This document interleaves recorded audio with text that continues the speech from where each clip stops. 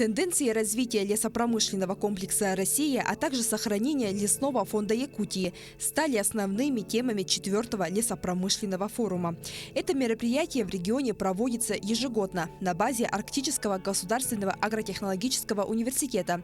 И с каждым разом тем для обсуждения и самих участников становится все больше. Значимость достаточно большая. Я хотел бы отметить, что такой форум, он единственный, который проводится учебными заведениями в Российской Федерации.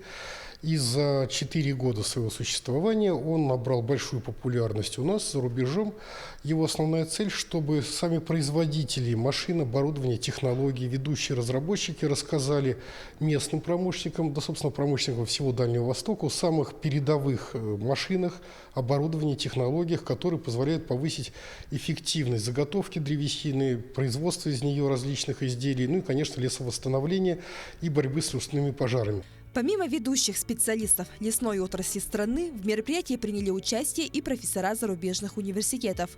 Ученые из Вьетнама и Латвии поделились своим опытом и практикой работы в своих странах, что очень важно для Якутии. Прошло очень хорошо, мы услышали очень интересные и очень полезные для республики доклады. Я бы хотел отметить доклад Елены Михайловны Руновой, профессора Братского университета, о создании лесосеменных плантаций участков, что крайне важно для республики. Здесь нет такого опыта вообще, никогда его не было. Очень интересный был доклад из Латвии о очистке сточных вод и их использовании. То есть в этом докладе было видно, что лесной комплекс связан с очень многими другими отраслями промышленности. Можно отметить доклад коллег из Вьетнама, которые рассказали о своей специфике ввиду лесорастительных условий, политических, законодательных. Это тоже для нас полезная практика, потому что чужой опыт, он всегда позволяет найти какие-то для себя тоже оптимальные моменты. Лесопромышленный форум также подчеркивает вопросы, в каком направлении необходимо двигаться образовательной системе, в частности, в подготовке будущих кадров. Ведь сейчас в нашем регионе остро стоит потребность в молодых специалистах. Площадкой для проведения лесопромышленного форума 4-й год является Арктический государственный агротехнологический университет. Это учебное заведение выбрано неспроста. Здесь готовят будущих специалистов лесного хозяйства. Всего по 2 направлениям обучается более 250 студентов, которые в будущем целенаправленно могут работать в лесной отрасли.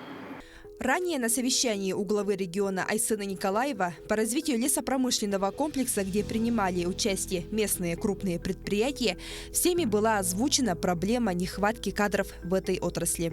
Это и как специальности самые рабочие, да, скажем, специальные, это трактористы, бульдозеристы, то есть различных рабочих специальностей и с высшим образованием. Главой было дано поручение и нашему, получается, комитету занятости и Министерству образования, что усилить работу в этом направлении. У нас, на самом деле, у нас кадры есть, у нас есть потенциал, и мы в состоянии обеспечить кадрами наше предприятие. Для привлечения кадров в лесную промышленность нужен особый подход. Перечень сам поручения, он еще не утвержден, но это будет рассматриваться вкупе, да, чтобы решить эту проблему, это решение должно быть комплексом. То есть не только Госкомзанятости и Министерство образования должно участвовать в решении этой проблемы.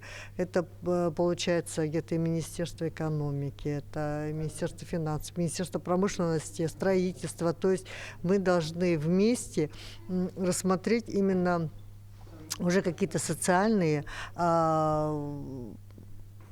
чем можно привлечь, то есть повысить привлекательность работы, это в районах, это работа сложная и в климатических условиях. Чтобы из молодых людей выпустить высококвалифицированных специалистов, агротехнологический университет тесно сотрудничает с лесоохранными предприятиями республики.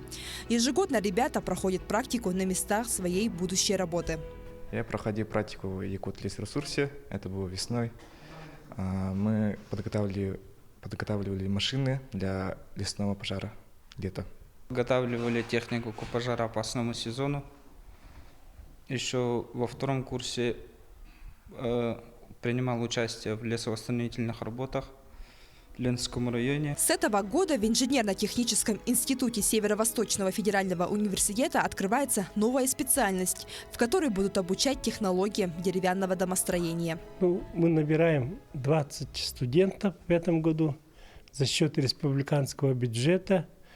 То есть наша республика выделила селевые места на этот прием. Но мы студентам учим по всем технологиям, новым технологиям. Ну, старым тоже, конечно, брусчатым, обычным технологиям, но и другим вот каркасным технологиям, строительство МХМ-панелей. Это направление активно развивается в Якутии. Только за прошлый год в регионе было введено более 300 тысяч квадратных метров деревянных домов.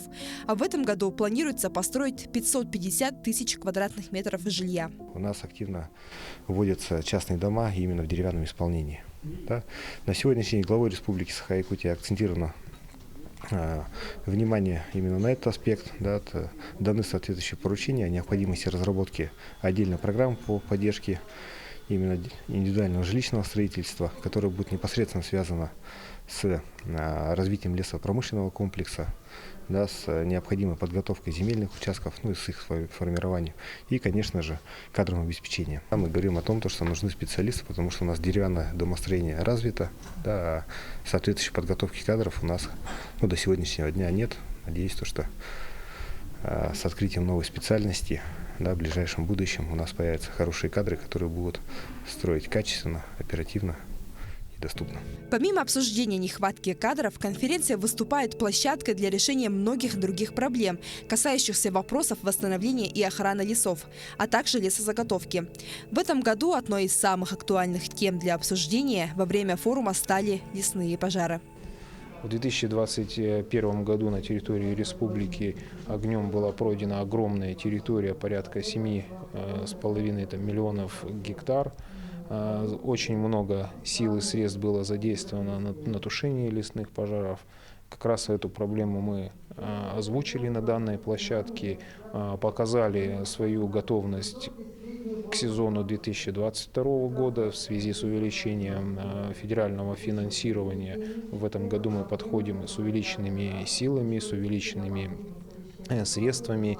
Воздушные суда у нас будут патрулировать по увеличенному количеству маршрутов авиапатрулирования, соответственно, сможем реагировать более оперативно.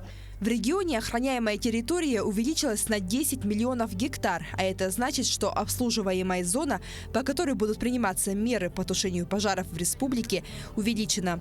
Это позволит сохранить больше лесных насаждений и вовремя защитить населенные пункты от угрозы возгорания. По-прежнему в настоящее время без развития лесного комплекса лесные богатства – это как чемодан без ручки. Они горят, они приносят сплошной убыток. Профессор кафедры технологий и оборудования лесного комплекса АГАТУ Ольга Куницкая выступила с докладом про энергообеспечение лесоперерабатывающих складов с мобильными установками. Для того, чтобы снабдить энергией мобильную установку, которая будет работать в лесу, например, по переработке древесины в более ценные виды продукции, да, с высокой добавленной стоимостью, нужно каким-то образом эти мобильные установки обеспечить энергией. В лесу энергия может быть только когда мы сожжем древесину, допустим, да?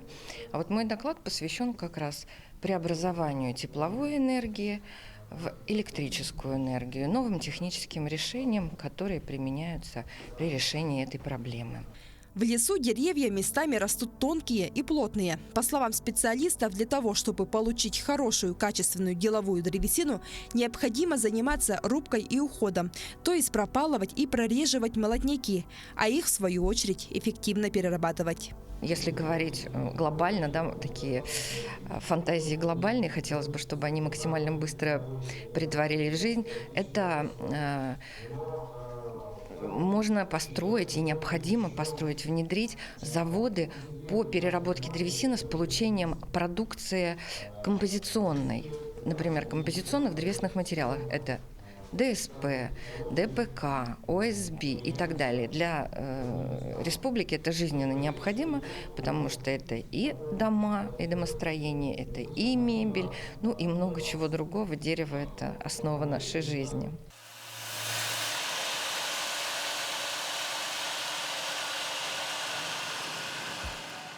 В якутской деревообрабатывающей компании говорят, что на сегодня производство ориентировано на 3 ключевых сегмента. Это выпуск пиломатериалов, изделия деревообработки и строительство деревянных домов для внутреннего рынка.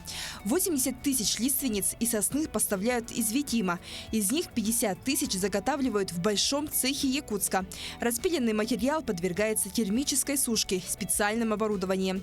В этом году комплекс планирует выпустить 30 тысяч кубометров пиломатериала. Поселок Витим, там у нас идет вырубка, там у нас идет заготовка ассортиментов, и некоторая часть пиломатериалов там производится, и некоторая часть пиломатериалов здесь, якутское производство. И когда навигация открывается, водная навигация летом, с июня месяца здесь поставляется пиломатериал оттуда. Население интересует в основном брус. Брус 18×18, потому что в основном, если для стройки самый основной материал это брус, потом уже сопутствующие это доски, доска 40-ка, доска 25-ка. По итогам 4-го лесопромышленного форума зачитана и принята резолюция.